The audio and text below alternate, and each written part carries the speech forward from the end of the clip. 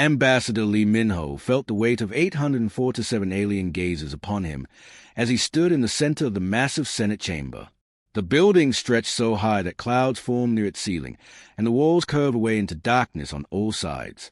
Representatives from every known species in the galaxy filled the endless rows of seats, their forms ranging from towering crystal beings to floating gas clouds that sparkle with their own light. The translator device in his ear buzzed constantly as accusations flew from every direction. The sounds were overwhelming: clicks, whistles, roars, and frequencies that made his teeth ache. But the meaning was always the same. Humanity was guilty. Captain Park Jiwon pressed her face against the observation deck window, her knuckles white as she gripped the railing. She had served on 12 different worlds, helping alien species solve problems they could not handle alone. She had seen human engineers work for months to repair failing life support systems for creatures they had never met before. Now those same creatures were calling humans monsters. Chancellor Vorthek rose from his massive throne, his reptilian features gleaming under the artificial suns that lit the chamber. His species had ruled the Senate for 3,000 years, and his voice carried the authority of ages. When he spoke, even the most rebellious species fell silent. "The evidence is overwhelming," Vorthek declared, his forked tongue flicking out to taste the air. "Humanity has broken the Peaceful Expansion Treaty on 17 separate occasions. They have claimed worlds without proper authorization. They have refused to submit their terraforming technology for Senate approval. They have acted as if they answered to no authority but themselves." A chorus of agreement rose from the alien representatives. The Crystalline Helix Collective chimed in harmony, their song translating to accusations of stolen mining rights. The Gaseous Void Singers pulsed with angry colors, claiming that human quantum engines created harmful noise in subspace that hurt their young. Minho stepped forward, his voice calm despite the chaos around him. He had prepared for this moment for months, knowing it would likely come. Humanity's rapid expansion had made too many species nervous. Their independence had threatened too many established power structures. "Honored representatives," he began, "humanity has never acted with malicious intent. Every world we have settled was either uninhabited or dying.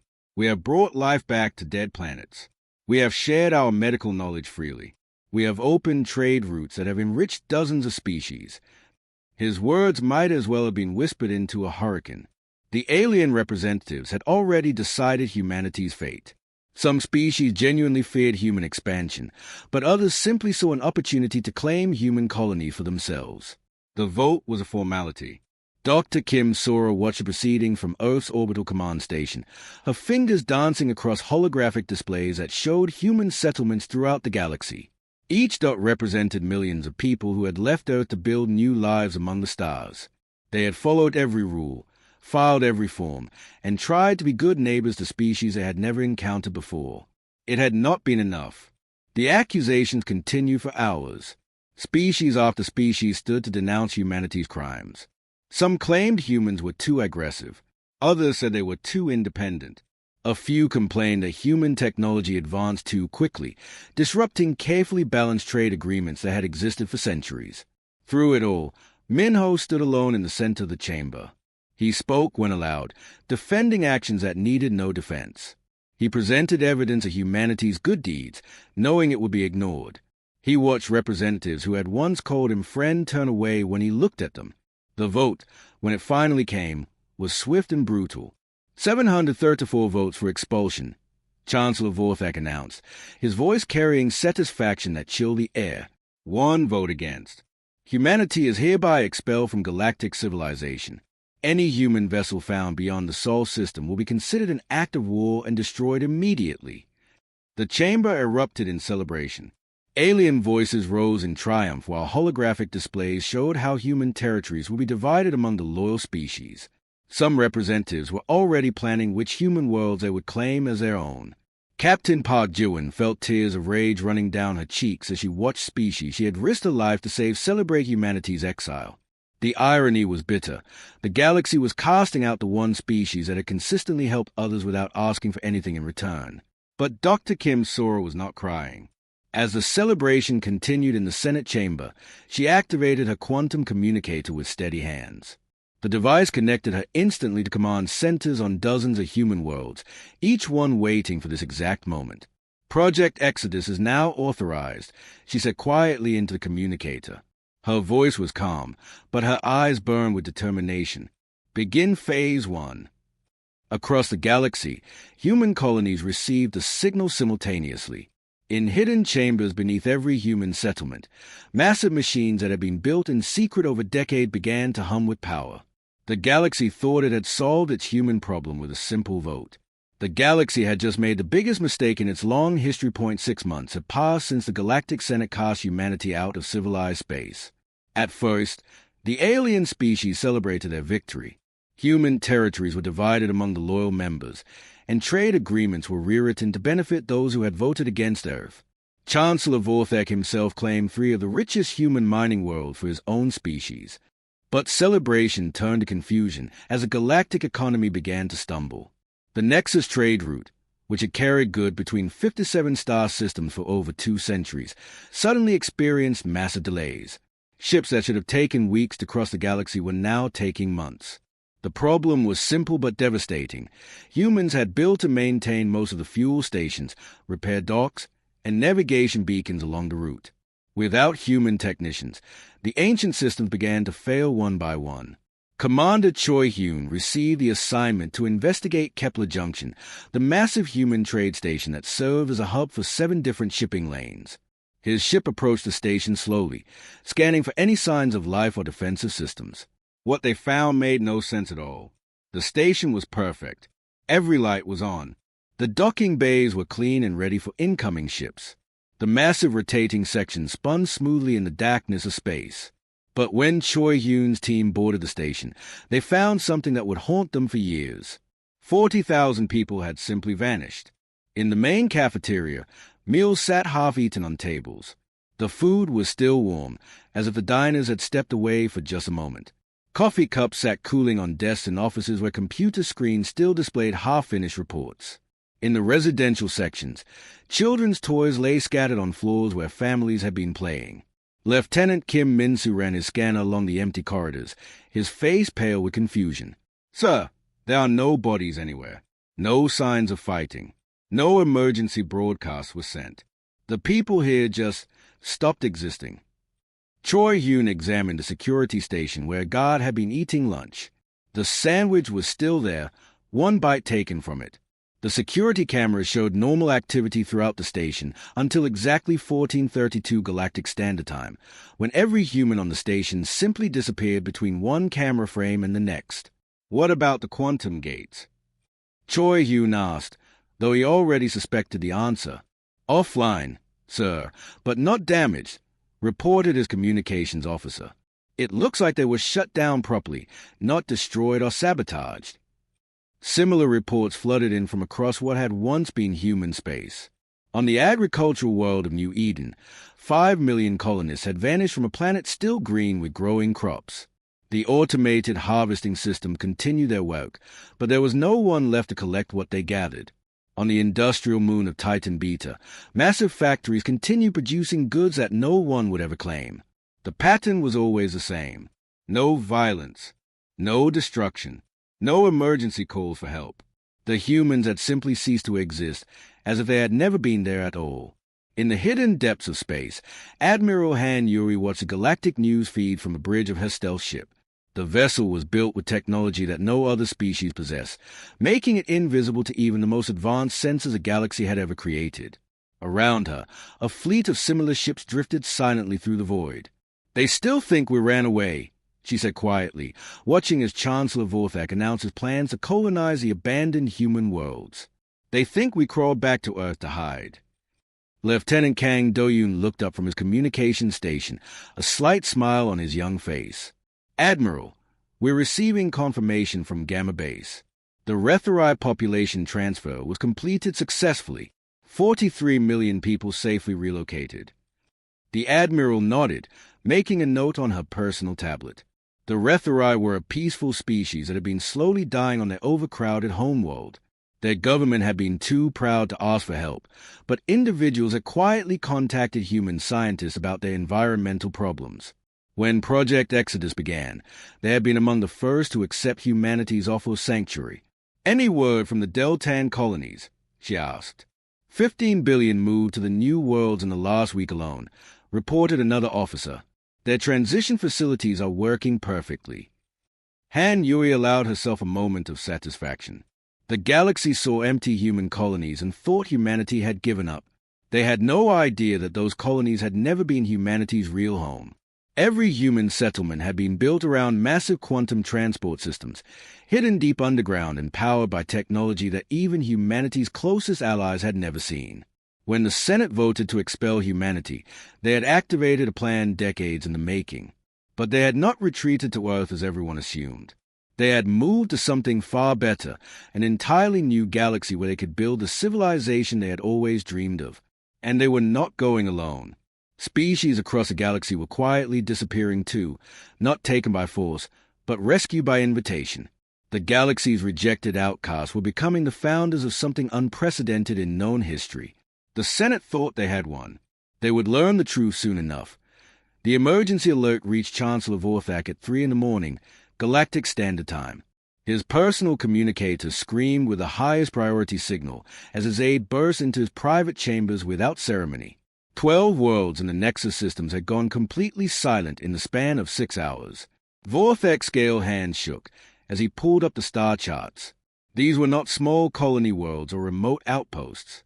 The Nexus system contained some of the most populated planets in the galaxy, home to over 60 billion beings from dozens of different species.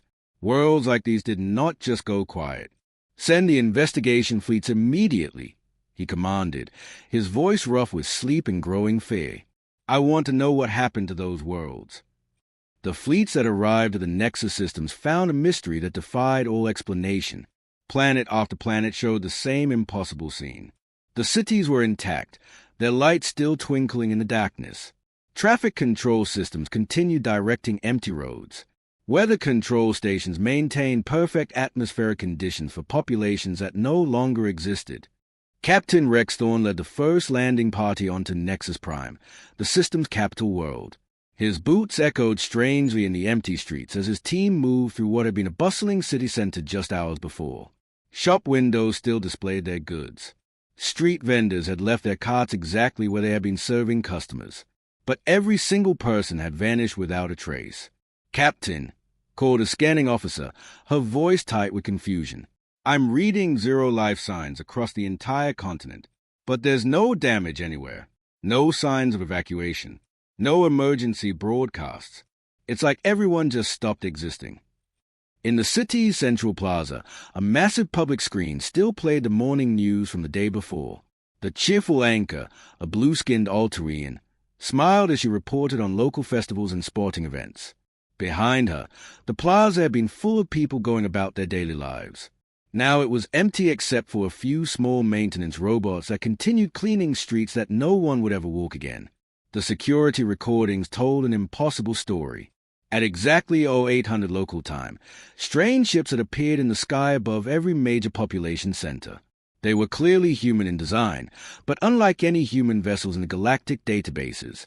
These ships moved without visible engines and seemed to phase in and out of normal space as if reality itself bent around them. General Thexvar watched the recordings with growing horror in his military command center. The human ships had not fired a single weapon. Instead, they had projected shimmering energy fields that covered entire city blocks. The fields pulsed with soft light for exactly 37 seconds, and when they faded, every living being in the affected area had vanished. "Run it again," he ordered, though he had already seen the footage dozens of times. On the screen, millions of people walked through busy streets, worked in offices, played in parks. Then the energy fields appeared, and in the next frame, the streets were empty. Buildings, vehicles, even pet animals remained, but every sentient being had simply ceased to exist. "Sir," his intelligence officer reported, her voice barely above a whisper, "we're getting similar reports from 17 other star systems. Same pattern every time. Human ships appear, deploy the energy fields, all inhabitants disappear." The news spread across the galaxy faster than light itself. Species that had celebrated humanity's exile just months before now watched their own worlds in terror, wondering if they would be next. The Galactic Senate called emergency sessions, but no one had answers. How could a species that had been banished to a single star system suddenly appear anywhere in the galaxy at will? The answer came 3 days later, cutting through every communication channel simultaneously. Every screen in the galaxy, from personal communicators to massive public displays, suddenly showed the same image. Admiral Han Yui stood on what appeared to be a ship's bridge, but the technology around her was unlike anything the galaxy had ever seen. "Honored members of the Galactic Senate," she began, her voice calm but carrying an edge of steel that made even veteran warriors uncomfortable. 6 months ago, you voted to expel humanity from galactic civilization. You called us dangerous. You said we were a threat to galactic peace. Her image was crystal clear, broadcast with technology that bypassed every security system and communication filter in known space. Behind her, strange displays showed star charts of regions no explorer had ever mapped. "You forgot something important about humans when you cast us out," Yuri continued, her smile sharp and cold. "We never give up. We never surrender. And we never fight fair when the stakes are this high." The camera slowly pulled back, revealing that she was not standing on a normal starship bridge. The structure around her seemed to twist and bend, as if space itself was being folded into impossible shapes. Windows showed not the familiar stars of the galaxy, but completely alien constellations that hurt to look at directly. "You wanted us gone from your galaxy," Admiral Yui said, her voice carrying across billions of worlds simultaneously. "Fine, we are leaving, but we are not going alone." Her smile widened. "We are taking our friends with us." The transmission ended, leaving the galaxy in stunned silence. But the disappearances continued. Dr. Song Tai-hyun walked into the Galactic Senate chamber, knowing that half the species present wanted him dead. The other half wanted answers that only he could provide. As one of the few humans who had publicly criticized Project Exodus before the vote, he was the only human the Senate trusted enough to listen to. The chamber was barely half full now. Dozens of species had simply stopped sending representatives after their homeworlds went dark. The remaining senators sat in clusters, their alien forms huddled together like frightened children. The mighty Galactic Senate, which had ruled over 800 species for millennia, was falling apart. Chancellor Vortheg's reptilian eyes fixed on Tai-hyun with desperate hunger. "Dr. Song, you oppose your own species' actions. Tell us what humanity is really doing to our people." Tai-hyun stepped forward, his human form small and fragile among the towering alien representatives. He had spent his entire career studying the ethics of galactic civilization, and he had seen this crisis coming long before the vote. His warnings had been ignored by humans and aliens alike. "You want to know the truth," he said quietly. "Humanity has been preparing for this day since we first made contact with galactic civilization 50 years ago." A holographic projector descended from the chamber's ceiling, displaying images that made the assembled aliens gasp in shock. The display showed cross-sections of human colonies, revealing massive underground structures that stretched for kilometers beneath every settlement. Every human world, every trade station, every outpost was built around quantum tunneling networks, Tai-hyun explained. "Not just small gates for ships and cargo. These are transportation systems capable of moving entire populations across impossible distances in seconds." The images shifted to show the hidden construction projects that had taken place over decades. While aliens had seen humans building cities and farms on the surface, they had no idea about the incredible machines being constructed in secret beneath their feet. General Thexvar slammed his armored fist on his desk. "Impossible. Our inspectors visited human worlds regularly. They would have detected such massive construction." "Your inspectors saw what humanity wanted them to see," Tai-hyun replied sadly. "The quantum gates were built using technology that your senses cannot detect. Technology that humanity developed in complete secrecy while pretending to be simple colonists and traders." Chancellor Vortheg's voice shook with rage and fear. "Where have they taken our people? What are they doing to them?"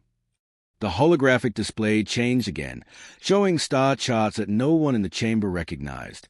The constellations were completely alien, arranged in patterns that hurt to look at directly. This was not their galaxy. When you voted to expel humanity, you activated Operation Sanctuary. Tai-hyun continued. Humanity did not retreat to Earth to hide. They relocated their entire civilization to Galaxy M87, a spiral galaxy over 50 million light-years from here. and they are taking willing volunteers from your species with them. The word willing caused an uproar in the chamber. Dozens of alien voices rose in protest, their translation devices creating a cacophony of anger and disbelief. "You call mass kidnapping willing," roared Ambassador Klex, his crystal body flashing with angry red light. Entire worlds had gone silent. Tai-Hyun waited for the noise to die down before continuing. "Chancellor Vorthek, when did your homeworld last of a generation of healthy children? Ambassador Klex, how many of your people died from genetic defects last year alone?" The chamber fell silent. These were questions that the galactic leadership preferred not to discuss in public. "Humanity discovered something that your government had been hiding for centuries," Tai-Hyun said quietly. "Your species are dying. Industrial pollution has poisoned your worlds. Centuries of genetic stagnation have weakened your populations. Resource depletion has made it impossible to support your current numbers.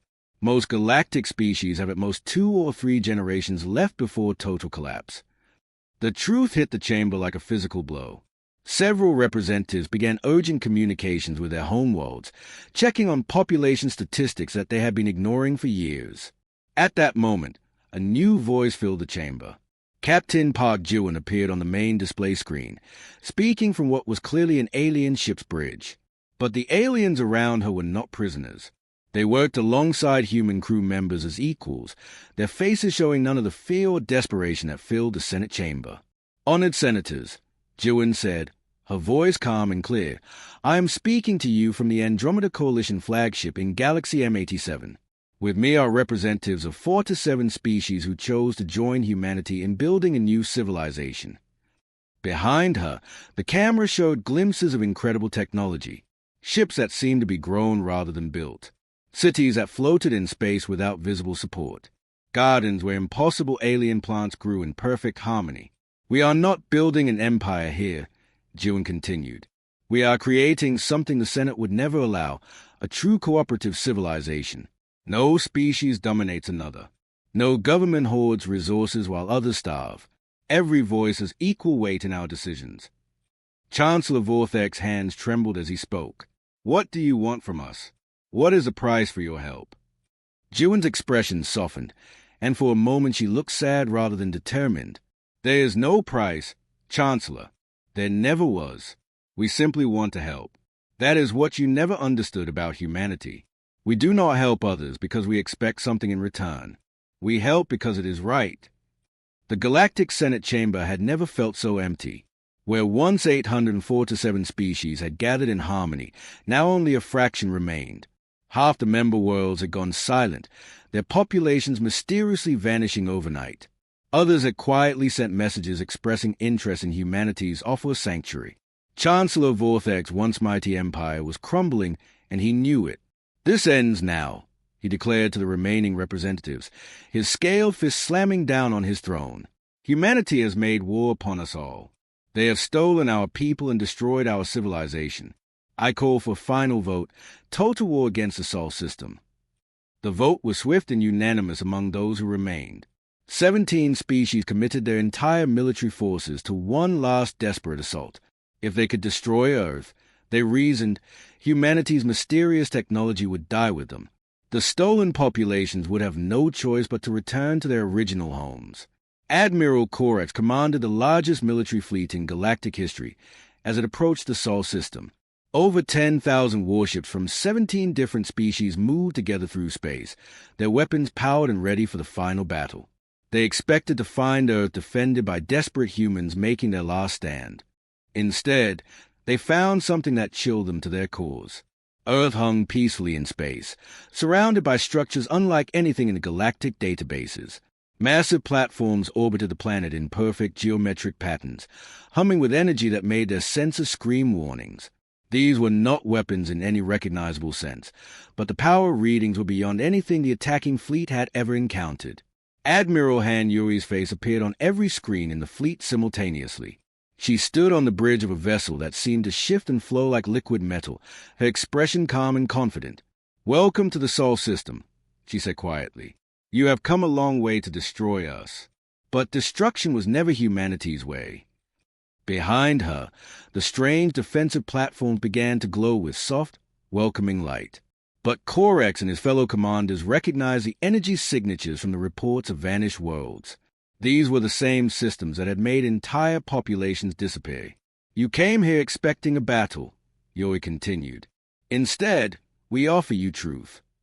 The quantum gates around Earth's moon suddenly flared to life, but instead of weapons or ships, they disgorged something far more shocking.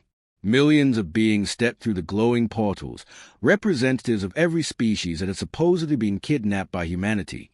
They were not prisoners. They were not frightened refugees. They stood together as equals, their various alien forms united in purpose. When they spoke, their voices reached every communication device in the galaxy simultaneously.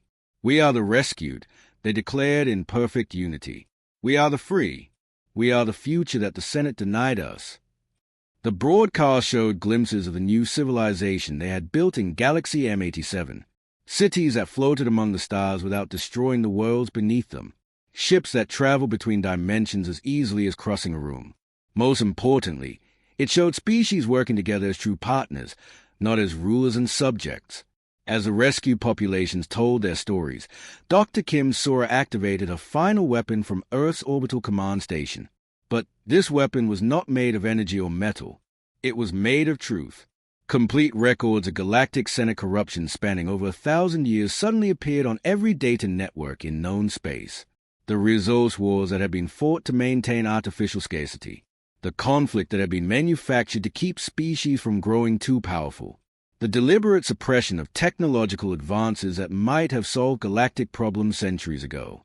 The record showed how the Senate had allowed entire species to face extinction rather than lose control. They revealed how promising young civilizations had been destroyed because they threatened the established order. Most damning of all, they proved that the Senate had known about the environmental and genetic crises facing most species, but had chosen to ignore them to maintain power. Admiral Corex watched his own government's darkest secrets unfold on his command screens. His species had been told that their genetic problems were natural and unavoidable. The record showed that effective treatments had existed for decades, but had been suppressed to keep his people dependent on Senate resources. One by one, the attacking fleets began receiving urgent communication from their homeworlds. Populations that had learned the truth were rising up, demanding answers from their governments. Some called for revolution. Others simply demanded the chance to join humanity's exodus to a better future. Fleet after fleet broke formation and withdrew from the battle. Their crews were no longer willing to fight for leaders who had lied to them for centuries. In the empty Senate chambers on the capital world, Chancellor Vortex sat alone among the abandoned seats where hundreds of species had once debated the future of the galaxy. His communicator chimed softly, and a small quantum device materialized on his desk, technology he had never seen before. The message was simple and direct. The vote was your last mistake as rulers. Your first decision as free beings awaits. Ambassador Lee Minho, Cooperative Alliance. Through his window, Vorthak could see quantum gates opening across his homeworld surface. Not weapons or invasion portals, but doorways to choice. His people were streaming toward them, carrying their children and their hopes for a better future. The Galactic Senate had voted to destroy humanity, thinking it would preserve their power forever. Instead, they had voted for their own transformation into something better.